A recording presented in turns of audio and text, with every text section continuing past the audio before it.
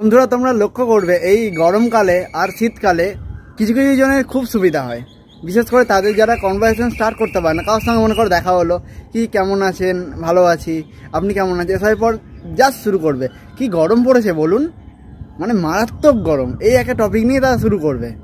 আর কিছুজন তো এমনও আছে দেখা হলেই বলবে কেমন গরম, হ্যাঁ 40 ছুঁই ছুঁই না, আজব, যেন মনে হচ্ছে খেলার স্কোর দেখছে, যেন হাফ সেঞ্চুরি হওয়ার আনন্দ, সেঞ্চুরি হয়ে গেলে পুড়ে মরে যাবে মানুষ। মানে কারা বোঝাবে এদের? এই রাস্তাঘাটে দেখবে গরমের মধ্যে কিছু সায়েন্টিস্ট থাকে, ঠিক আছে, যারা সবসময় তোমাকে বোঝাবে যে গরমটা কেন বাড়ছে।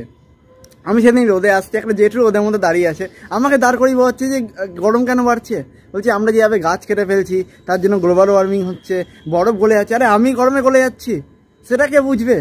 এদিকে গ্লোবাল ওয়ার্মিং বলতে শুরু করে দিয়েছে আমাকে, মানে কি বলবো, যাচ্ছে তাই অবস্থা। গরমের মধ্যে কিছু কিছু পাবলিক আছে যাদের উদ্দেশ্য হচ্ছে টেম্পারেচার দেখা।